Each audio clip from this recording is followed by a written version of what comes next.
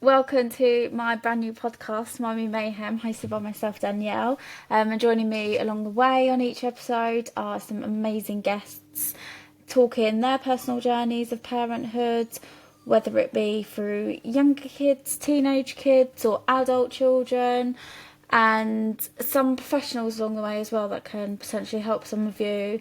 I know I've learnt loads already from these people, so hopefully some of you do too. And I really hope you enjoy it, have some laughs along the way. I'm sure there'll be some funny stories in there. So yeah, all I ask is please subscribe to whatever platform it is that you're listening on. It really helps the podcast. And then hopefully I can bring some more amazing guests on there. So yeah, thank you for listening, and I hope you enjoy the show. Hey everyone, and welcome back to this week's episode of Mummy Mayhem. This week I have the lovely Katie with us. Hi Katie, how are you? I'm good, thank you. Thanks for having me. Thank you for coming on. Thank you for coming on. I love doing all these episodes with different people and like hearing everyone's story, because like every parent has like got a different story, and there's things from others people's stories that we can relate to and just get like a little bit of inspiration from. And yeah, so really looking forward to having a chat with you. Do you want to start by introducing yourself a little bit to us all? Yeah, so I'm Katie. I'm a mum and a stepmum. I've got a daughter who's 8 and a stepdaughter who's 9. So we're a blended family. I have had 2 businesses. One was a product-based business in e-commerce. And when I had that business, I was actually leaving a domestic violence relationship, and I am happily out of that. I have a second business, and that's what I do now, which is as a freelance social media strategist. And I focus on LinkedIn and Instagram and helping service businesses, getting some awareness and getting leads online. Yeah, so you've got like an amazing story of how you've turned sort of your life around and managed to start that first business and create like this life for you and your daughter now, and now a blended family. So what's it like going from like you and your daughter, and then suddenly 2 more people coming into your family and blending in? How did you find that? It was really weird because I had to like before meeting he's actually now my husband. My partner is now my husband. So it's worked out really well actually. At the time, like I remember like getting back into the dating scene, and my friends really pushed me to do that because I hadn't been on a date in like 10 years. So I was just like, what do I do? Like, what do I wear? What do I say? And with a child as well, I was very much like, do I put that on my dating profile? Do I not? Do I want to date someone that has a kid or doesn't have a kid? So there were lots of things that were going through my head. And I remember when I met my husband, you know, as soon as I knew that he had a kid as well, because we did put it on, I think we did actually both have it on our profiles. It was just such a relief because I was like, I know that he understands what it's like to be a single parent with those struggles, but also like he wasn't there to mess about. He wanted a relationship as well. So I think us both having the same values and just understanding, you know, because also like when you're dating and you're a parent, it's really difficult because some people are just not understanding at all of your time. And, you know, like you've got to sort out a babysitter, and, you know, if it's not ideally on like a weekend or something, then, you know, like a weekday date is sort of impossible because you've got a child at home. So yeah, it was a real something that I really like thought about is like, what do I want from dating? And because really when I started out dating, I just kind of wanted to get used to being around nice men again, to sort of Yeah. have, you know, reassurance that there are nice guys out there, and you know, that it's not all doom and gloom. Yeah, I couldn't imagine like what it would be. And dating changes like from when you first started dating. It probably you didn't have all like the online stuff. Online dating wasn't really like a big thing, and like that the whole dynamics changes. And then when you're dating without a child, like as you said, it's completely different when you're dating with a child, because it's hard enough just to get like an hour on your own without the kids. Like doing it, like getting a couple of hours, like is even harder. And then like blending them families together, it must be Yeah. really difficult when you go from just two of you to then Yeah. four of you. I'd say like being a step parent as well is very, very different. Like I find I'm a lot more patient and I guess more lenient with my stepdaughter than I am with my own child. I think it's because I'm aware Yeah.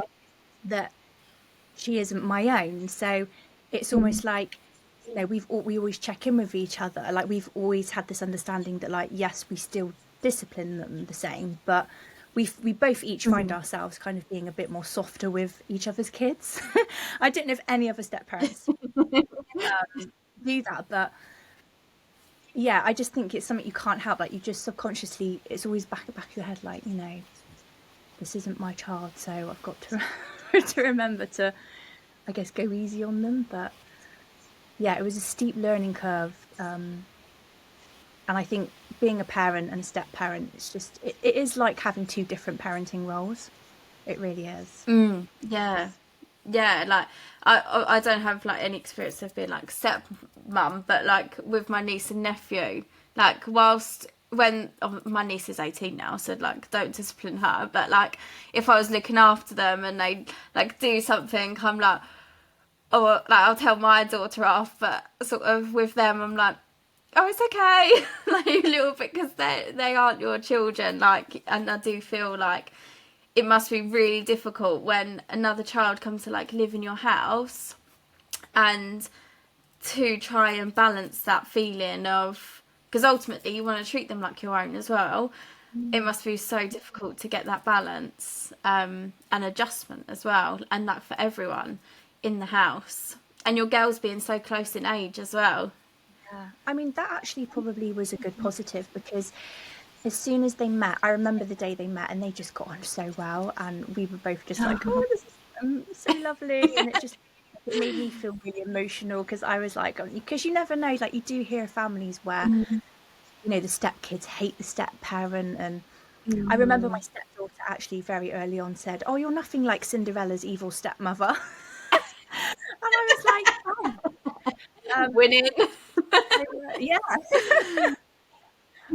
But yeah, just to show, like, because I mean, when we got together, like they were very little, and you know, and they've grown up together, and they adore each other. I think we're very fortunate that they get on so well, and they have like similar personalities too. Like that definitely helps, and the same sort of interests as well. It makes it so much easier for family days out as well because we don't have to sort of be in two different places because they both want to do like the same activities together. So yeah, it works out really nicely actually for us as a family. Yeah, that is probably one of the biggest bonuses, isn't it? Having them close in age, they probably do like the same thing, and like you said, days out, they're at the same age, so you don't have to. Because like I've got 7 years between my kids, and like days out, we have to, like, if we want to go to like the zoo, the 13-year-old is like, oh, the zoo, and I'm like, you like the animals really? Like the 6-year-old is like buzzing. But then we have to like try and do things like for the 13-year-old as well. So it does become quite tricky when you have the age gap. So that, yeah, that must have helped them being close in age together. And it's nice that they've grown up as well together, and they've probably got like a bond that no one else is going to understand, and that's quite special to them.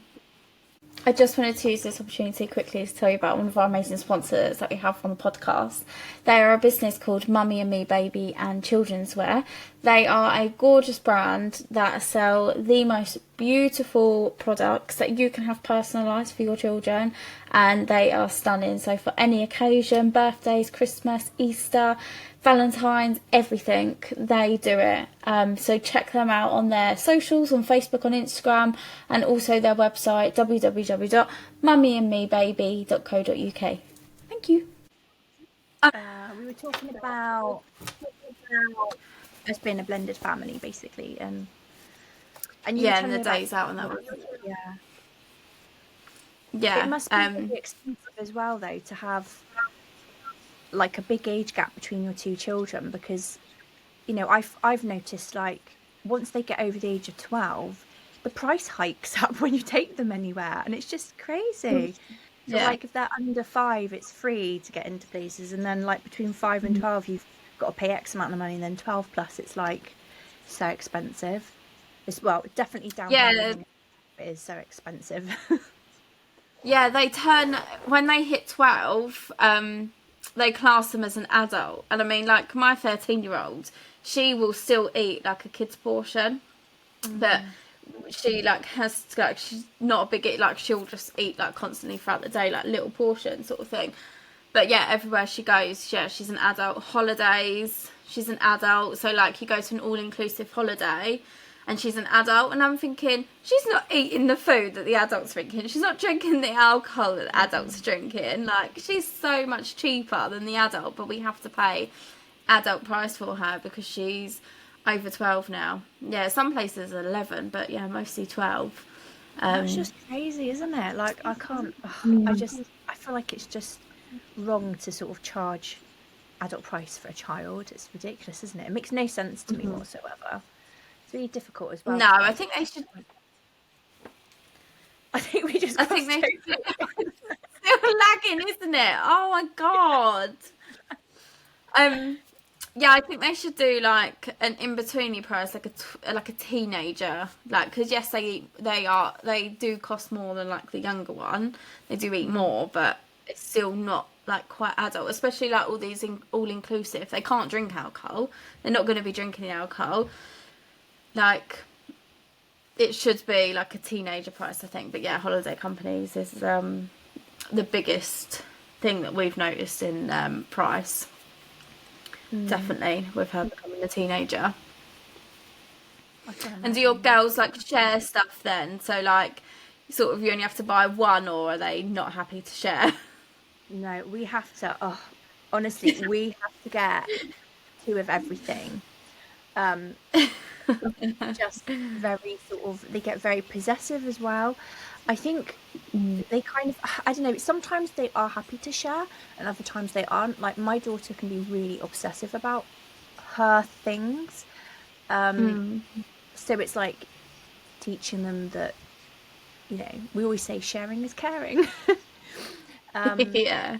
Sometimes comes to bite us in the backside, because when it comes to things like going out for food, like my stepdaughter especially, like she loves eating and trying new things, and she'll kind of be like, "Oh, I've never had that before." I'll be like, "Oh, haven't you?" And that's usually her hint as well. Can I have some? And then she usually follows it up with, "Well, sharing is caring." And then she gives like this little cheeky grin. And it's just sort of like, "Oh, how can you say no to that?" I But yeah, know. And kids sharing is, love to play us off on our own things that we like tell them. I yeah. find like I'm the older the girls are getting, like I noticed it a lot with my teenager. Like, she's so sassy, but they tend to like play us back on our own words then, and they sort of like, you don't know what to say then, do you? Like, what do you say? Just like, you Yeah, can't say anything back to them. no, I mean, we definitely feel like they're kind of going into the, what do they call it, tweenager phase, where they're in between a Yeah. teenager and like still a kid, and there's definitely a lot of sass at this age. I feel like they're definitely pushing the boundaries with us, seeing what they can and can't get away with. And yeah, I'm sort of like, I feel like this is the phase that's preparing us for the teenage years. I'm just like envisioning that just being like stressful and like a Yeah. rebellious. Yeah, I don't think anything quite prepares you for that teenage transition. Like, my eldest is only 13, so she's only just turned a teenager. But I'm just like, oh my god. And they seem so much older than like what I remember being like when I was that age. Yeah.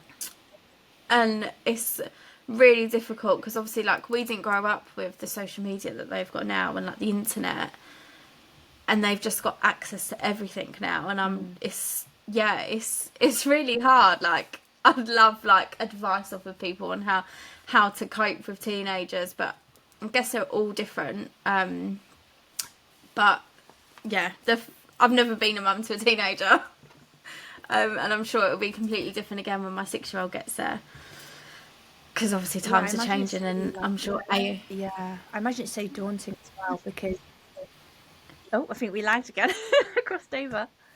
I was just saying that, yeah, I imagine it must be really daunting, like oh, going through this because, like, with the social media side, like I was watching through my daughter's school an online safety presentation, and it was just scary, like the statistics. And I didn't even know this, but like the UK has set up a gaming addiction hospital. Like I didn't even know that was a thing. And have like obviously, they? Oh my yeah, I god. know. It's just, yeah, I was a bit shocked by that. I was like, what? And and there's kids that are going to that, and as well as adults, and it's almost like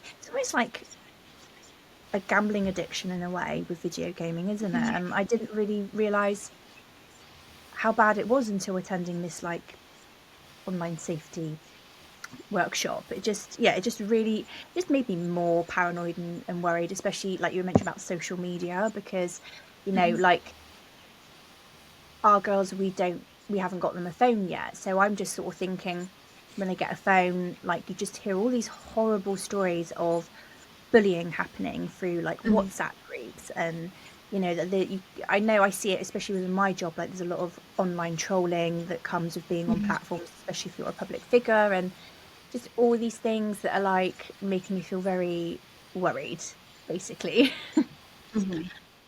Yeah, it's really hard because you have to try and get the right balance, and like we're still trying to, but like limiting their time on it, but also not like making them stand out because like with their friends and making them too different because then they get the bullying from that. Like, yeah, Mm. it's really hard. And it's just going to keep getting harder as like more technologies come in. I mean, phones are being built with AI in them now, and I'm just Yeah, like, oh, that is just terrifying. Absolutely terrifying that they can completely change a photo that they take on their phone and make it look so real. It, I know. Like, I mean, I've always found it fascinating, and I love it, obviously, because like I work in tech, but yeah, like from that point of view, especially from like a child safeguarding point of view, it's just really worries me, and how tools and software can be misused in a way. And yeah, and it's like I remember like when chat GPT first came out and people were like, oh, it's AI is going to take over people's jobs, and I was like, it won't, because there's only so much that they can create, I guess, that like nothing can really replace a human in that sense. And I know like lots of people were saying like, oh, we're going to be out of a copywriting job because of robots, the AI are going to take over the world. And I was like, no, that will never, I'd be no, very because you can surprised. still, yeah, and you still need that person to put in and tell it what you want from it. Like, it's a great tool and it helps you. Like, I've used it a couple of times and it does help you like write posts and things like that, but you do have to like tweak it and put yourself into that. But it's great for giving you like ideas. But yeah, like you said, it will be getting used by the wrong people, and that's the part that terrifies me, especially like with the kids, and yeah, being the ages that they are, and yeah, they're just so vulnerable, aren't they, and so easy manipulated and naive, I guess, and can won't realize that something's not real. Yeah. I think as well, like when I became a parent, I was aware of like things that will happen as she grows up, and I'm going to have to be looking out for things like online predators or whatever. But I honestly like my anxiety is so sky high with even like illnesses, school illnesses, the amount of flurry of emails that come in on my phone or on my computer, where it's just like, oh, look out for this in this year group, look out for this, that's school wide. And I'm just like, oh, what now? So it's just always something going on that you have to look out for.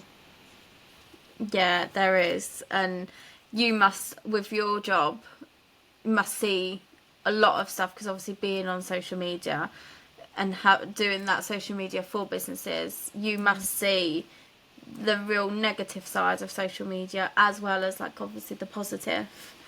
Yeah, like it can be really horrible. I see people, like, take TikTok for instance. Like, I'm not on it. I'm on it, but only as like an observer for research or whatever, or just like doom scrolling. And there's been times where I've, you know, gone on the For You page and something's been recommended, and it ends up being like you end up going down a rabbit hole, and then you end up on like someone else's account where they say they're like an influencer or whatever, and you click on a post and then you just start seeing all these horrible comments, and it just really is like, it's just horrible. People that put themselves out there and it's their job, and they're getting really criticized, and it's almost like you're damned if you do and you're damned if you don't. It's like it doesn't matter what you do or what you don't do, you always be criticized. I think like a good example of that is let me see, like David Beckham, when it was it something to do with Qatar, like with the football or something? He was going to Oh, they be had the World Cup there. right, yeah, and like he was really criticized for going ahead with that contract, and people were like, you should, like I think it was Joe Lycett that did a whole like bit about, I'll shred my money, keep shredding it until you end your contract or something, or I'll pay you if you don't to not go there or something. And Yeah. I remember Dave Beckham keeping very, very quiet, and then afterwards he spoke about why he went. And I just thought there's always two sides to a story, and you never really know what that person's reason is. And it's sort of like, I don't know, like I just feel like sometimes people can judge other people really harshly based on just what they're seeing on the front end. And I feel like after his documentary came out, with all the flack he had from his football career with certain things that had happened, when was it, back in the 90s, and Yeah, World Cup just bullying he had through 98, the media, wasn't and I think that must have like really triggered it. And I feel like, it? social media has made that so much worse because people, they just have, it's very accessible to get to people. You can comment on their post, you can send them a DM, and not not always do the platforms take down those accounts, or restrict them in some way. And so, yeah, just seeing stuff like that, it's not nice. And especially when I know, especially like we're going back to like our kids, knowing that the algorithm, particularly on TikTok or Instagram or, well, any platform, like if they watch a video for X amount of time, it signals to the algorithm, oh, they like this content, we'll show more of it. And so we're going back to the online safety workshop, they were saying, when they do that, a lot of these, like particularly young girls, when it's about their body image, they might watch something and they may not mean to, it might just appear on the explore page or the FYP page, and then because they've watched it for a certain amount of time, or they've clicked on a series of those videos, they'll just get shown more of that content. And it's really quite concerning. Like, working in social media, although I'm all for it, it's also like that, like you say, the negative side of it, just yeah, the impact of that and how it affects especially our children and other people. It's quite scary as well.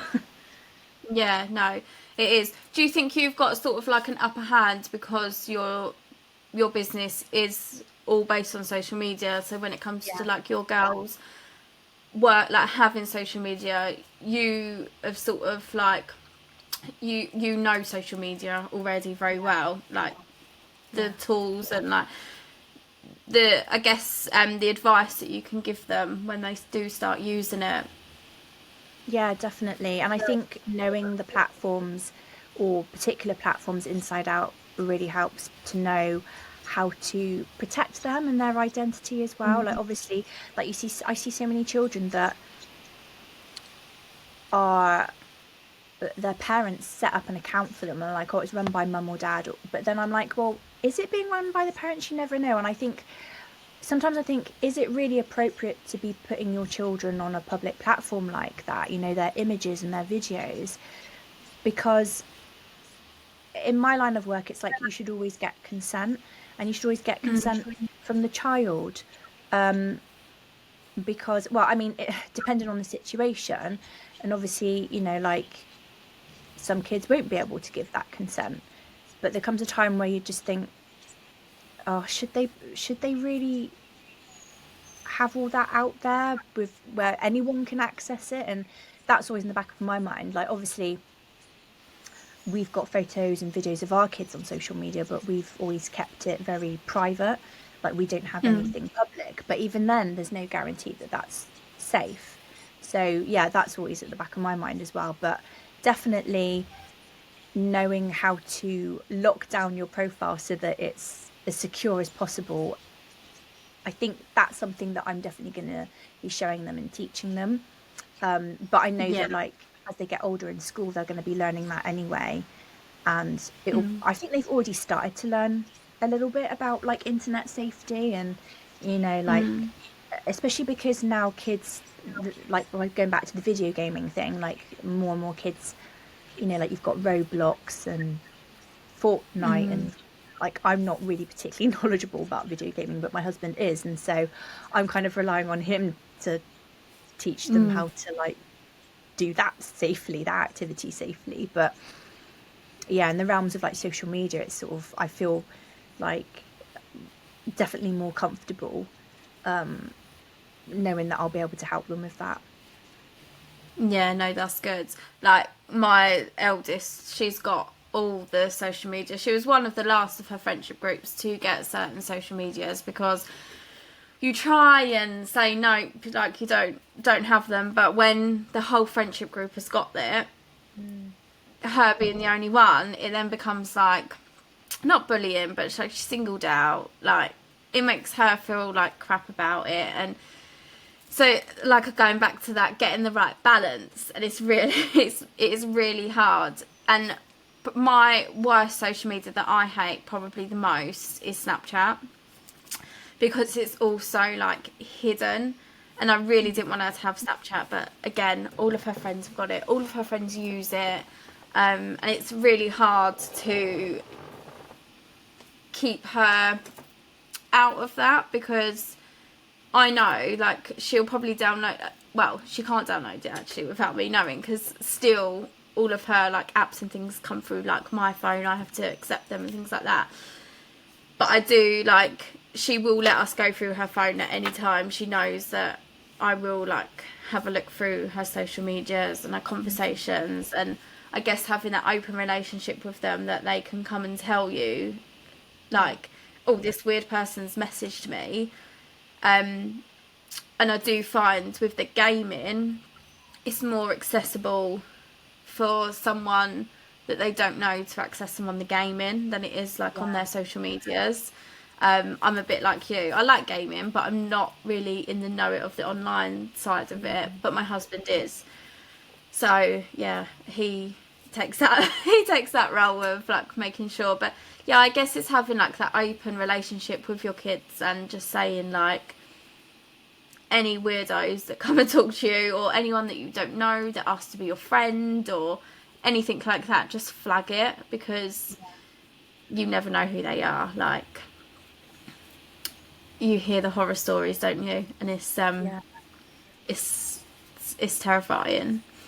Yeah, I think as well, like having these workshops for parents as well really helps, because I didn't even realize about like that gaming addiction hospital being set up. No. That was a complete shock to me. And also like when they were talking about, I think they called it streaming abuse, where they, you know, they get online with their video gaming and then they'll meet someone and they'll start grooming them through live streaming. You know, the police have said that it's very difficult to sort of capture predators in that way, because it's all through live streaming. There's no like, I guess, digital record of it in that sense, because it's going live rather than like it's not through messages and things, you know.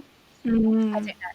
I don't particularly know the technological ins and outs of that and how that would work, but I always think, oh, surely like they could do something, but I guess it's, yeah, all the evidence, isn't it, based on evidence and stuff. But yeah, that just like really made me fearful, because I was just thinking, oh my gosh, like, you know, it's almost like you want to give your kids freedom and independence, but at the same time you kind of can't. You've got to constantly monitor and supervise. It's like Yeah. our girls, we took away YouTube because we found even on YouTube Kids there were like adult things that were coming through on the filters, and yeah, just horrible things. And I just think, how on earth is this possible? Like, it's unfair on them as well, because they're like, oh, our friends watch it. And I don't know, like, I think we are going to revisit it though, but for me it does scare me, actually. It really does.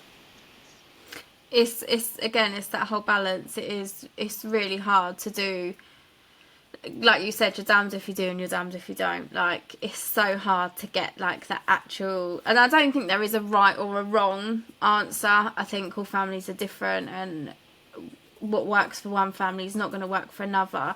Do you think that you're more concerned and worried about it because of your job, because of you, that you Yeah. know it inside out? Yeah, definitely. And like it's really bad, because even as far as like when we go to take our girls to their activities, to their clubs, and you know, and we see parents that are like filming, and I'm thinking, you shouldn't be doing that, like that's not okay, especially when they're getting like other kids in the film, taking photos. And then there's like some businesses that they're supposed to give you a consent form so that you can, so that they can film your kids and take photos. And I've been in situations where they haven't done that, and I'm like, well, hang on a minute. And so like my job, really, I'm just like, I think I'm just on high alert all the time, like hyper focused on that. And my husband sometimes is like, it's fine, don't worry, and I'm like, it's not fine, it's not fine. It makes me really Yeah. aware of like stuff like that. Yeah, it must be really hard because you do see it forefront for the businesses that you do the work for, um, on their platforms, I guess. And if it's happening to them, it can like happen to the kids that are on there. And yeah, it's a scary world. Technology is great. Social media is great. But yeah, it does have its major negatives that it's really hard for parents to work with their kids with it. Yeah. Yeah. No, it's been great talking to you. I'm conscious of like our lagging on this recording. I don't know. I don't know. Like, hopefully, normally it like takes it out, and you've been able to like hear me. Okay. Your side. I don't know if it's probably my internet. I live in the middle of nowhere. We don't even have fibre. That is ridiculous. But no, it's been great talking to you, and thank you for sharing your experiences with your coming into a blended family, and things like that. One question that I always ask my guests before they leave is, if there was one piece of advice that you could give to a new parent, what would that bit of advice be? Trust your gut instinct. And when it comes to health visitors, take it with a pinch of salt, because they will make you feel like you are failing in parenting. They will just come down on you so hard with everything. I think it got to the point where I just wasn't telling the health visitor exactly what I was doing with raising my child, because when I mentioned like, oh, we're co-sleeping, oh, you shouldn't do that, you know, your baby might die and suffocate, and you just, you know, and like, oh, you know, I had issues with breastfeeding, and they were like, oh no, you don't want to go to formula, you need to keep working on breastfeeding. And I really, like, I was just in such a state with that. I mean, yeah, if I had to do it all again, I'd just be like, trust my gut instinct and go with what's best. And at the end of the day, as long as your baby is happy and healthy and fed and well cared for, that's all that matters. And I think it's just like when people start chiming in with their advice and telling you what you're doing wrong, it really messes with your head. So yeah, my advice would be just go with your gut instinct, because you know your child and your baby better than anyone else. No, that's so right. And going back to like when you were saying about people judging, and I think parents judge other parents like so much, and that was one of the reasons I wanted to get this podcast out there, was to sort of put that message across, like, don't judge anyone else, because what works for you doesn't work for another parent. Like, co-sleeping works for you, but co-sleeping might not work for another parent. I co-sleep with my 6-year-old still, and I get remarks of like negative comments about that, co-sleeping with my 6-year-old, but it works for us. So like, as long as it works for you, then, and your child is like happy, safe and well, then yeah, that's a really good bit of advice, because I do think we put a lot of pressure on ourselves to adhere to what society tells us how we should parent. Yeah, I think there's a lot of stressful expectations on us.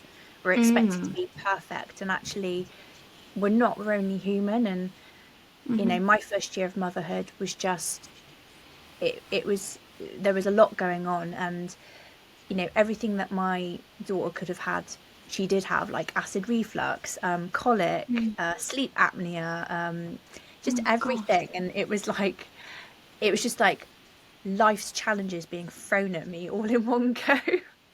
And I just remember thinking, oh my gosh, this is what the rest of my life's going to be like? Because you know, people will say like, oh, it'll get better, and you know, I'd see friends, and you know, they'd be like, oh, my baby slept through the night after 3 months, and you know, my daughter didn't sleep through the night until she was 4.